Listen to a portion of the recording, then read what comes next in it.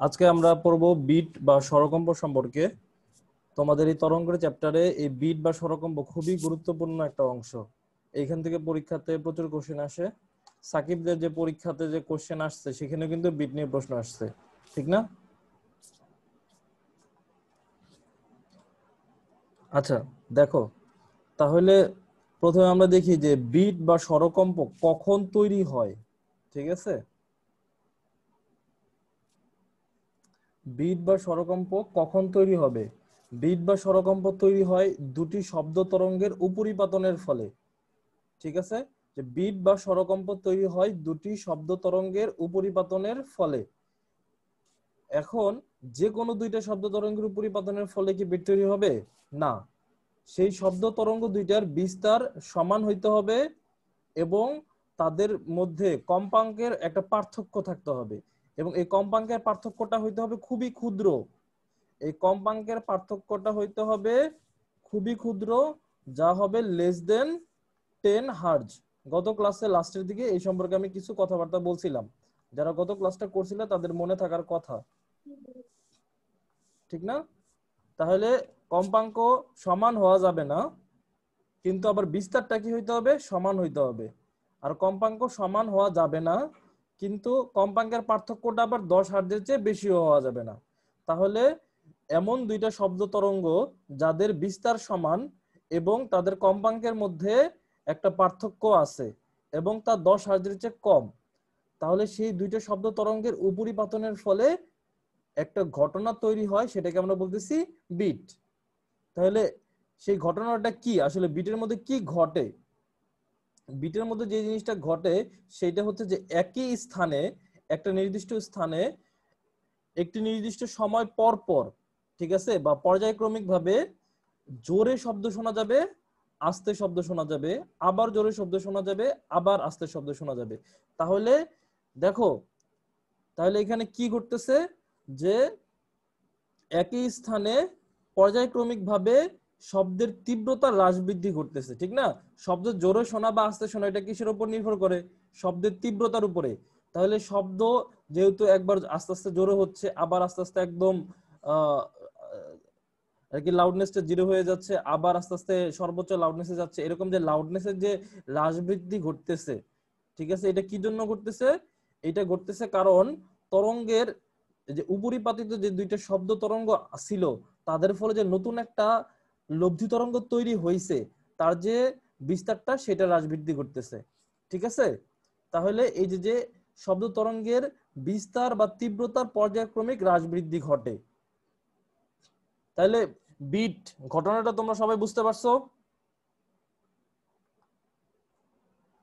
আমি আবারও বলতেছি, যদি দুইটা সমান বিস্তারের কিন্তু ভিন্ন কম্পাঙ্কের, কিন্তু কম্পাঙ্কের পার্থক্যটা 10 হার্জের চেয়ে বেশি হওয়া যাবে না, এমন দুইটা শব্দ তরঙ্গের যদি উপরিপাতন হয়, তাহলে একটা ঘটনা ঘটে। ঘটনাটা কি? একই স্থানে বসে আমরা পর্যায়ক্রমিকভাবে জোরে এবং আস্তে শব্দ শুনতে পাই। এই যে যে একই স্থানে পর্যায়ক্রমিকভাবে জোরে এবং আস্তে শব্দ শোনা যাইতেছে, এটাকে আমরা বলতেছি বিট। ঠিক আছে, বুঝতে পারছো সবাই? আচ্ছা, তাহলে এইখান থেকে একটা জিনিস দেখো, আমি তোমাদেরকে বললাম যে পর্যায়ক্রমিক ভাবে জোরে এবং আস্তে শোনা যাওয়ার শর্ত, যে মূল শর্তটা কি, যে কম্পাঙ্কের একটা পার্থক্য থাকবে, সেটা 10 হার্জের চেয়ে কম হতে হবে। এখন দেখো যে ধরো মনে করো যে একটা শব্দ তরঙ্গ আছে যার বিস্তার হচ্ছে এ, ঠিক আছে, এবং কম্পাঙ্ক হচ্ছে F1 সমান সমান 20 হার্জ।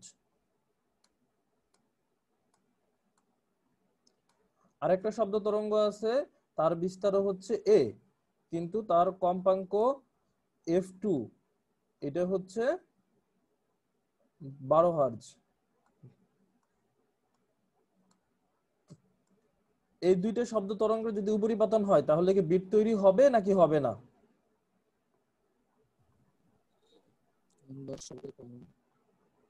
এই দুইটা শব্দ তরঙ্গের যদি উপরিপাতন হয় তাহলে বিট তৈরি হবে, কারণ এদের মধ্যে কম্পাঙ্কের পার্থক্য হচ্ছে কত? 8 হার্জ। আর এদের বিস্তার দুইটা কি আছে? পরস্পর সমান আছে। এই কারণে এই দুইটা শব্দ তরঙ্গ যদি উপরিপাতিত হয় তাহলে একই স্থানে শব্দ কি হবে, জোরে শোনা যাবে, আবার কিছুক্ষণ পর আবার আস্তে, আবার কিছুক্ষণ পর জোরে, পর্যায়ক্রমিক ভাবে শব্দের তরঙ্গের তীব্রতা হ্রাস বৃদ্ধি ঘটবে। এটাই হচ্ছে বিট। এখন একটা প্রশ্ন আছে দেখো, যেটাকে বলে যে বিট সংখ্যা। ঠিক আছে, এই কথাটা ভালো মতো খেয়াল করো, বিট সংখ্যা বা স্বরকম্পের সংখ্যা বা বিট ফ্রিকোয়েন্সি, সবগুলো কথা একই। বিট সংখ্যা বা স্বরকম্পের সংখ্যা বা বিট ফ্রিকোয়েন্সি, এইটা কাকে বলে? বিট সংখ্যা বা স্বরকম্পের সংখ্যা বা বিট ফ্রিকোয়েন্সি বলে যে এক সেকেন্ডে যতবার শব্দ জোরে অথবা আস্তে শোনা যায়। ঠিক আছে, এক সেকেন্ডে যতবার শব্দ জোরে অথবা আস্তে শোনা যায় সেটাকে বলে বিট সংখ্যা বা স্বরকম্পের সংখ্যা, বা এটাকে বিট ফ্রিকোয়েন্সিও বলা হয়। তাহলে এই যে স্বরকম্পের সংখ্যা এক সেকেন্ডে, একটা প্রশ্ন ছিল, বলো। বিস্তার সমান বা প্রায় সমান, মানে এখানে প্রায় বলতে কতটুকু পর্যন্ত হইতে পারে বিস্তার পার্থক্য? তোমরা সমানই ধরে নাও, ঠিক আছে, বইতে প্রায় সমান লিখছে, একদম কাছাকাছি আর কি, খুবই সামান্য পার্থক্য যদি হয় আর কি। ঠিক আছে, মোটামুটি সমানই হইতে হয় বিস্তার। আমরা যে অঙ্কগুলো করব সেগুলোতে সবসময় কি থাকবে, বিস্তার সমান থাকবে। এরকম ভাবে উল্লেখ করা নাই যে কত সমান হইতে হবে। ঠিক আছে, এখানে প্রায় সমান বলছে বা সমান বলছে, আমরা সমানই ধরে নিব। কিন্তু যখন বইতে বইতে একটা জিনিস বলছে যে তরঙ্গ দুটির কম্পাঙ্কের পার্থক্য প্রায় সমান হতে হবে, প্রায় সমান বলতে কিন্তু সমান বোঝায় নাই ওইখানে। কম্পাঙ্কের পার্থক্য যখন প্রায় সমান বলছে তখন বুঝাইছে কি কম্পাঙ্কের পার্থক্যটা 10 হার্জের চেয়ে কম হতে হবে, কিন্তু কম্পাঙ্ক দুইটা সমান হওয়া যাবে না। ঠিক আছে, এখন আমরা আসি বিট সংখ্যা বা বিট ফ্রিকোয়েন্সিতে। দেখো, দুইটা শব্দ তরঙ্গের কম্পাঙ্কের পার্থক্য যদি 8 হার্জ হয় তাহলে এক সেকেন্ডে 8 বার জোরে এবং 8 বার আস্তে শোনা যাবে। ঠিক আছে, তাহলে বিট সংখ্যা কত? 8। তাহলে দেখো, আমাদেরকে যদি দুইটা শব্দ তরঙ্গের কম্পাঙ্ক দিয়ে দেয় এবং শব্দ তরঙ্গ দুইটার বিস্তার যদি সমান হয় তাহলে এরা দুইটা মিলে যে বিট তৈরি করবে তার বিট সংখ্যা কত হবে সেটা আমরা বের করতে পারবো, যে বড় কম্পাঙ্ক মাইনাস ছোট কম্পাঙ্ক। ঠিক আছে না?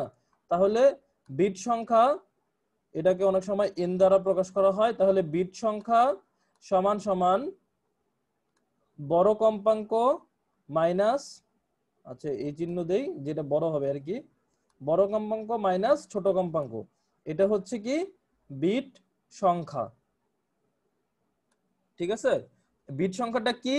বিট সংখ্যাটা হচ্ছে যে এক সেকেন্ডে শব্দ তরঙ্গ কতবার জোরে অথবা কতবার আস্তে শোনা যায়।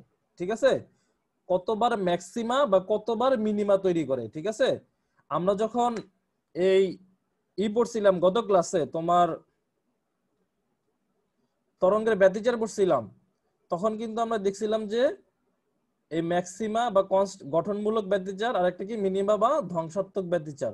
যখন গঠনমূলক ব্যতিচার তৈরি হইতো ওই স্থানে শব্দ তরঙ্গ সবসময় কি সবচেয়ে জোরে শোনা যাইতো, আর যখন ধ্বংসাত্মক ব্যতিচার হইতো ওই স্থানে শব্দ তরঙ্গ সবসময় কি সবচেয়ে আস্তে শোনা যাইতো।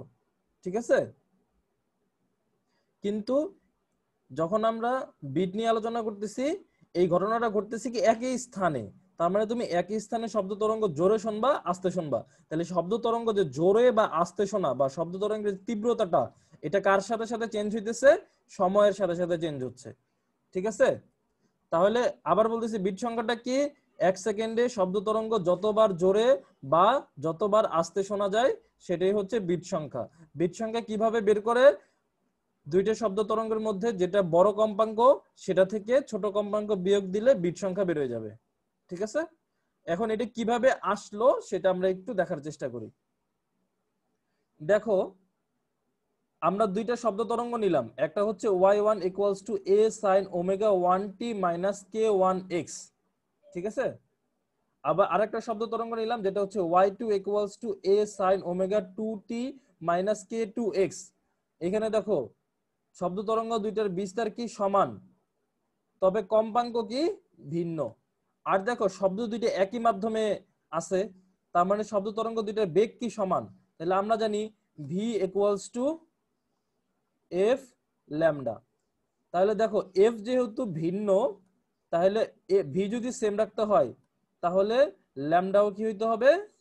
ভিন্ন হইতে হবে। তাহলে ল্যামডা যদি ভিন্ন হয় তাহলে কেও কি হবে, ভিন্ন হবে। তাহলে দেখো এই দুটো কে কি ভিন্ন ভিন্ন, ঠিক আছে। দেখো এখানে ওমেগা টি মাইনাস কে এক্স, এখানে ওমেগা টি মাইনাস কে এক্স, তাহলে শব্দ তরঙ্গ দুইটা একই দিকে যাচ্ছে, ঠিক আছে। তাহলে একটা শব্দ তরঙ্গ যদি এই দিকে যায় তাহলে অপর শব্দ তরঙ্গটাও কোন দিকে যাবে, সেম দিকে যাবে। তাহলে শব্দ তরঙ্গ দুইটার দিক কি হইতে হবে, এক হইতে হবে।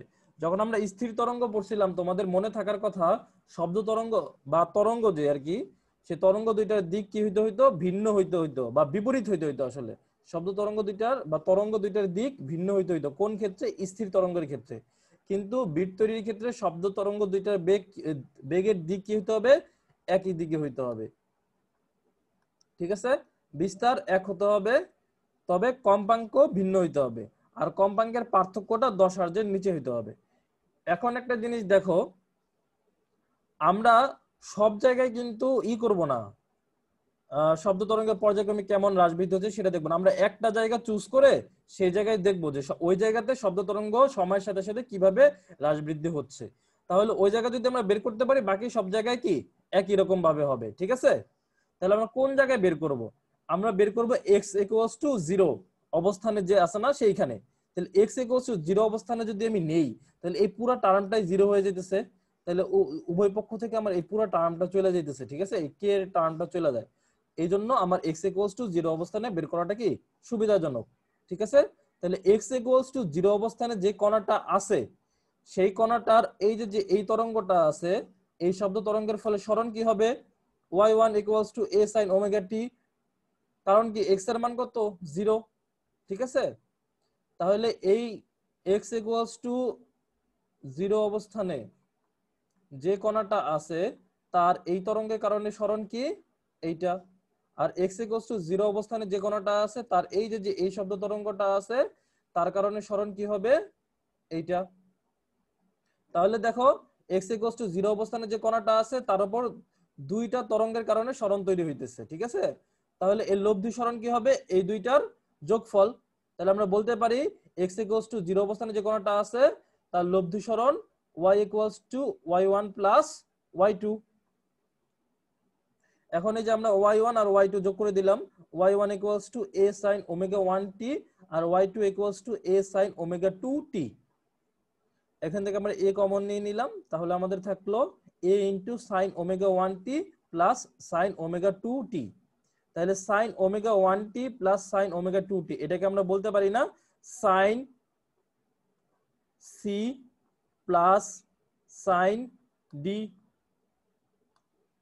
তোমরা সবাই sin c plus sin d এর সূত্র জানো, 2 into sin c plus d by 2 into cos c minus d by 2, ঠিক আছে।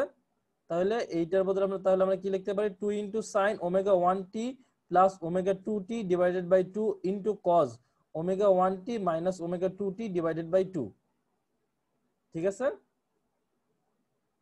এই যে এটাকে আমরা একটু সাজাই লিখলাম, 2a cos omega 1t minus omega 2t divided by 2 into sin omega 1t plus omega 2t divided by 2। দেখো এইটা হচ্ছে যে আমাদের লব্ধি তরঙ্গের সমীকরণ, ঠিক আছে। এই লব্ধি তরঙ্গের সমীকরণকে দুইটা অংশে ভাগ করা যায়। এই যে এই অংশটা আছে 2a cos omega 1t minus omega 2t divided by 2, এই অংশটা হচ্ছে কি নির্দেশ করে, লব্ধি তরঙ্গের বিস্তার, ঠিক আছে। আর এইটা কি নির্দেশ করে, এই যে এই শুধু এইটুকু নির্দেশ করে হচ্ছে দশা, আর এই পুরোটা নির্দেশ করে সাইন অফ দশা।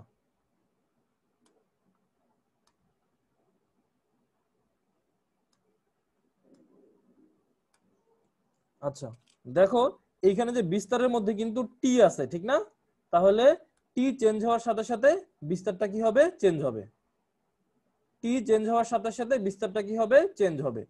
তাহলে দেখো আমরা কিন্তু একটা কণা নিয়ে নিছি, x ইকুয়ালস টু 0 অবস্থানের কণাটা নিয়ে নিছি, ঠিক আছে।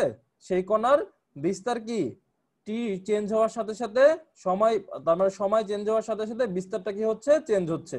তার মানে বিস্তারটা একবার সর্বোচ্চ হইতে পারে, সর্বোচ্চ যখন হবে তখন কত হবে, 2a হবে। আবার এক সময় সর্বনিম্ন হইতে পারে, তখন কত হইতে পারে, 0 হইতে পারে, ঠিক আছে। তাহলে আমরা x = 0 অবস্থানে যে কণাটা আছে তার লব্ধি সরণের একটা সমীকরণ বের করছি। সেই সমীকরণ থেকে দেখা যাচ্ছে যে x = 0 অবস্থানে কণাটার বিস্তারটা সময়ের উপর নির্ভর করতেছে। সেই বিস্তারটা এক সময় সর্বোচ্চ হয়, এক সময় সর্বনিম্ন হয়। বিস্তার যখন সর্বোচ্চ হয় তখন তরঙ্গের তীব্রতাটাও কি হবে? সর্বোচ্চ হবে। তখন লাউডনেসটা কি? হাইয়েস্ট। আবার যখন বিস্তার শূন্য হবে তখন তার লাউডনেসটা কি হবে? 0 হবে, বা তখন তীব্রতা কত হবে? 0 হবে। ঠিক আছে? এই পর্যন্ত সবাই বুঝতে পারছো?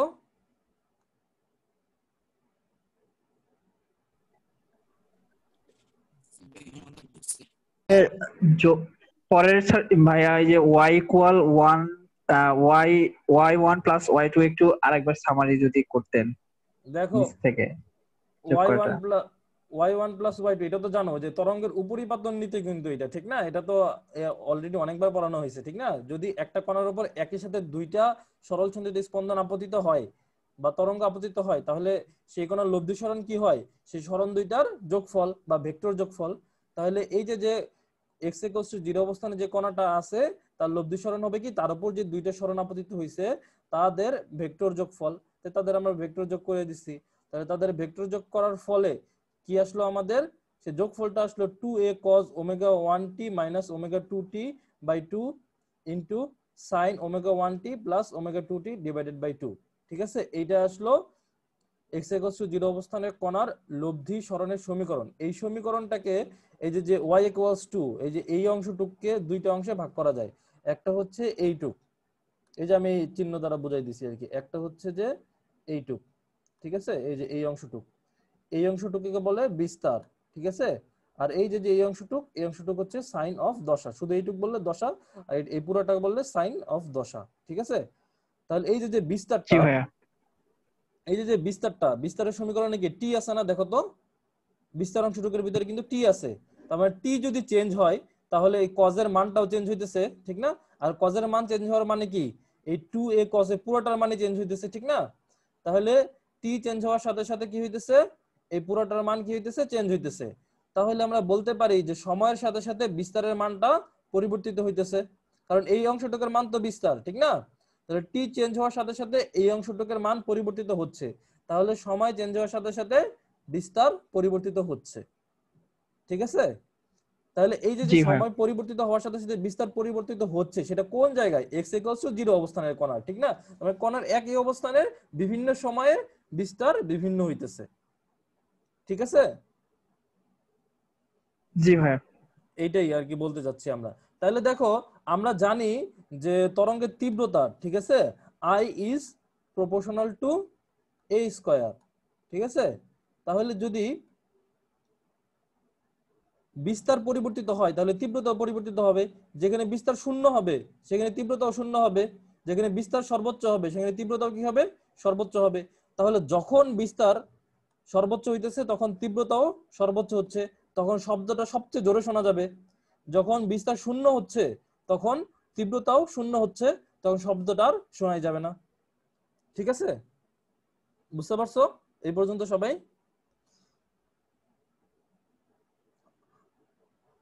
আচ্ছা দেখো, এই অংশটুক দুইটা আলাদা আলাদা গ্রাফ আছে, ঠিক আছে? সেই গ্রাফ দুইটার গুণ ফলের ফলে নতুন একটা গ্রাফ তৈরি হয়। ঠিক আছে? গুণ ফলের ফলে যে গ্রাফটা তৈরি হয়, দেখো এই যে এরকম একটা গ্রাফ আসে, লব্ধি তরঙ্গের গ্রাফটা আসে এইরকম। আমি সময়ের অভাবে গ্রাফটা আঁকাইতে পারি নাই, তো আমি তোমাদেরকে দুইটা গ্রাফ আলাদা আলাদা ভাবে আঁকাইয়া ওই দুইটা গুণ ফলের ফলে যে নতুন গ্রাফটা হয় সেটা আঁকাইয়া এই মোট 3টা গ্রাফ আঁকায় তোমাদেরকে আমি আগামী ক্লাসে দেখাবো, বা যদি আমি পারি ফেসবুকে দিয়ে দিব। ঠিক আছে? তাহলে দেখো লব্ধি, এটা কিন্তু টি বনাম এর গ্রাফ, ঠিক আছে? সরি, টি বনাম ওয়াই। দেখো এই যে যে এখন বিস্তার কোথায়? এইখানে। এখন বিস্তার কি আবার এইটুক, এখন বিস্তার কি এইটুক। ঠিক আছে? তার মানে বিস্তার কি সময়ের সাথে সাথে চেঞ্জ হচ্ছে। ঠিক আছে? এই যে যে একটা কম্পাঙ্ক, এই কম্পাঙ্কটুকুর বিস্তার হচ্ছে এইটা। আবার এই যে যে একটা কম্পাঙ্ক, এই কম্পাঙ্কটুকুর বিস্তার কি? এইটা। এই কম্পাঙ্কের বিস্তার কি আরো কমে গেছে। ঠিক আছে? আবার কি কমতে কমতে এত কমছে, আবার কি বিস্তার আস্তে আস্তে বাড়তেছে, আবার বিস্তার কি আস্তে আস্তে কমতেছে। ঠিক আছে, লব্ধি তরঙ্গের ক্ষেত্রে বিস্তার এইভাবে চেঞ্জ হইতে থাকে সময়ের সাথে সাথে।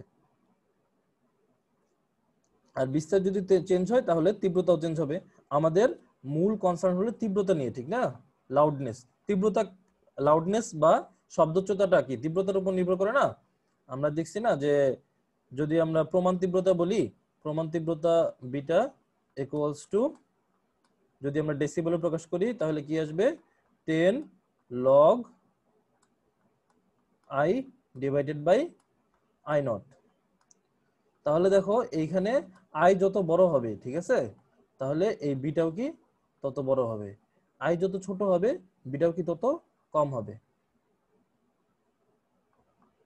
তাহলে আমরা দেখতেছি যে লাউডনেস বা শব্দোচ্চতা বা লাউডনেসটা নির্ভর করতেছে তীব্রতার উপরে, তীব্রতা নির্ভর করতেছে বিস্তারের উপরে, আর বিস্তারটা নির্ভর করতেছে সময়ের উপরে।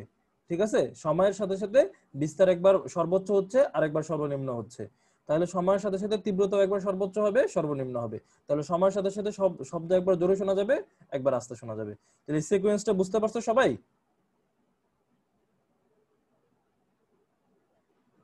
কারো কোনো সমস্যা আছে এটুকু বুঝতে? সাকিব, সোহাগ, বুঝতে পারছো? জি ভাইয়া। আচ্ছা, তাহলে আমরা নেক্সট টপিকসে যাই। এখানে গ্রাফ আছে 2-3টা, সেই গ্রাফগুলো এখন দেখাচ্ছি না, গ্রাফগুলো আমরা নেক্সট ক্লাসে দেখাবো, অথবা আমি আঁকায়া তোমাদেরকে ফেসবুকেও দিয়ে দিতে পারি। ঠিক আছে, এখন দেখো, এখন আমরা ম্যাথমেটিক্যালি একটু দেখার চেষ্টা করি এই জিনিসটা। ঠিক আছে, এই যে এই অংশটুকু বিস্তার, আমাদের মেইন কনসার্ন কিন্তু কি নিয়ে, বিস্তার নিয়ে, ঠিক না? কারণ তীব্রতাটা বিস্তারের উপর নির্ভর করতেছে। এই যে এই অংশটুকু আমরা আলাদা করে নিলাম, যে এই অংশটুকু হচ্ছে বিস্তার অংশটুকু, তাহলে আলাদা করলে, আচ্ছা দেখো আমি একটু আরেকভাবে লিখছি এখানে, যে এই যে ওমেগা 1 আমরা জানি omega equals to 2 pi F, তাহলে ওমেগা 1 এর বদলে লিখতে পারি 2 পাই f1। ঠিক আছে, আর ওমেগা 2 এর বদলে লিখতে পারি আমরা 2 পাই f2। ঠিক আছে না? তাহলে এই যে ওমেগা 1 এর পরিবর্তে আমরা 2 পাই f1 লিখছি, আর ওমেগা 2 এর পরিবর্তে 2 পাই f2 লিখছি। তাহলে এখানে বসাই দিলে দেখো 2 পাই কমন নিয়ে নিলাম, তাহলে 2 পাই বাইরে এসে পড়লো, আর টি ও কমন নিয়ে নিলাম, তাহলে টি ও বাইরে এসে পড়লো। তাহলে আমাদের বাইরে এসে পড়লো কি কি, 2 পাই টি, আর ভিতরে থাকলো f1 minus f2 divided by 2। ঠিক আছে, এইটুক তো সবাই বুঝতে পারছে? ঠিক আছে, তাহলে দেখো বিস্তার কি, 2a cos 2 pi f1 minus f2 divided by 2 into t. ঠিক আছে, এই যে এইখান থেকেই কিন্তু এটা আসছে, শুধু জাস্ট ওমেগা 1 এর পরিবর্তে 2 পাই f1 লিখছি, ওমেগা 2 এর পরিবর্তে 2 পাই f2 লিখছি, আর কি কম্পাঙ্ক পরিণত করে ফেলছে, কোন কম্পাঙ্ক আমরা বাদ দিয়ে দিছি। ঠিক আছে, ডাইরেক্ট কম্পাঙ্কেতে নিয়ে গেছি। তাহলে দেখো এটাই কি, লব্ধি তরঙ্গের বিস্তার, ঠিক না? যে দুইটা তরঙ্গ ছিল শব্দ তরঙ্গ, তাদের উপরিপতন হয়েছে, তাহলে একটা কি হয়েছে, নতুন একটা লব্ধি তরঙ্গ তৈরি হয়েছে। সেই লব্ধি তরঙ্গের বিস্তারটা হচ্ছে এইটা। এই আর দ্বারা আমরা বোঝাচ্ছি অ্যামপ্লিটিউড অফ রেজাল্টেন্ট ওয়েভ। ঠিক আছে, অ্যামপ্লিটিউড অফ রেজাল্টেন্ট ওয়েভ বা লব্ধি তরঙ্গের বিস্তার। তাহলে এটা কি, লব্ধি তরঙ্গের বিস্তার।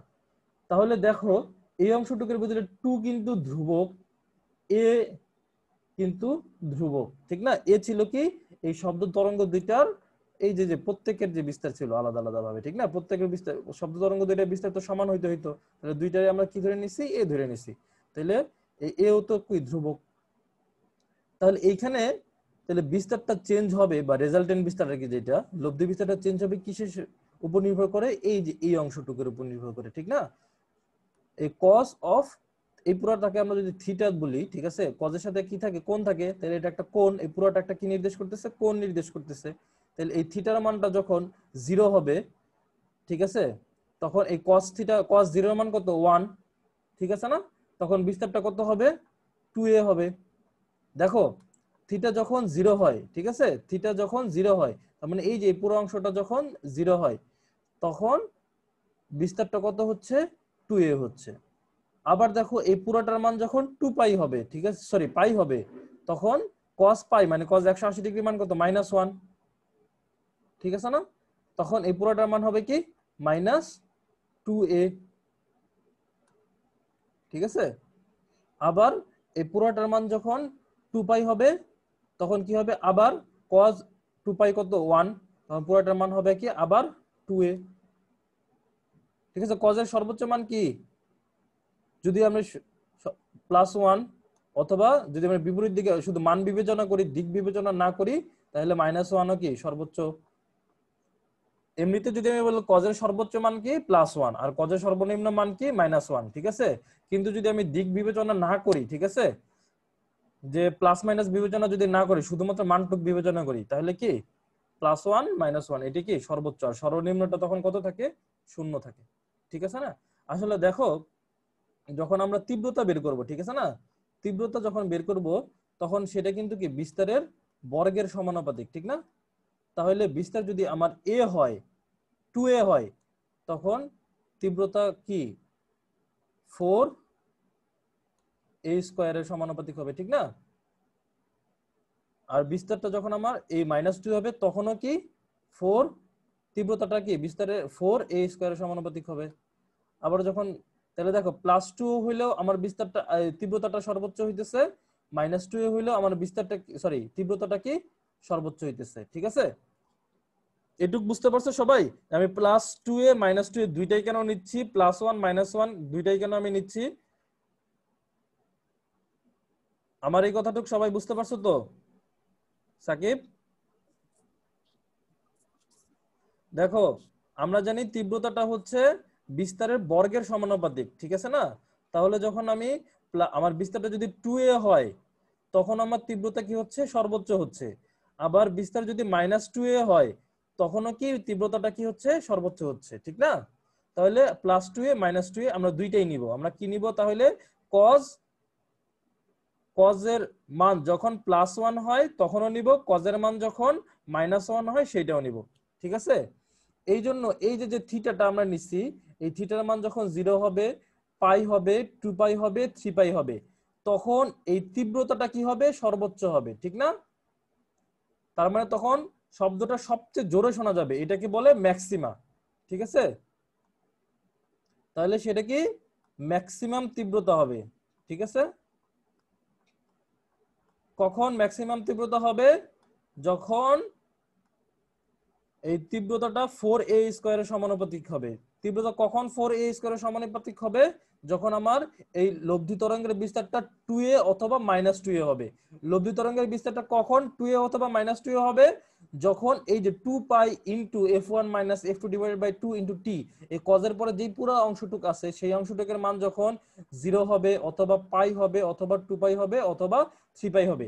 এটা কিন্তু আমরা একটা সিকোয়েন্সে যাচ্ছি, তোমরা বারবার বলতেছি কিন্তু কি আমাদের মেইন কনসার্ন কি নিয়ে, তীব্রতা নিয়ে। তীব্রতা কখন ম্যাক্সিমাম হইতেছে, তীব্রতা কখন মিনিমাম হইতেছে। তীব্রতা মিনিমাম হবে কখন, যখন আইটা কি হবে 0 হবে। আই কখন 0 হবে, যখন এটা বা লব্ধি বিস্তারটা 0 হবে। ঠিক আছে, এই লব্ধি বিস্তার কখন 0 হবে, যখন এই পুরো এই cos 0 কখন পাওয়া যায়, cos 90 ডিগ্রি, cos π/2, cos 3π/2। ঠিক আছে, তাহলে আমরা ম্যাক্সিমা দিয়েও বের করতে পারি, মিনিমা দিয়েও বের করতে পারি। আমরা ম্যাক্সিমা দিয়ে করতেছি আর মিনিমা দিয়ে তোমরা বাড়ির কাজ বাড়িতে ট্রাই করবা। ঠিক আছে,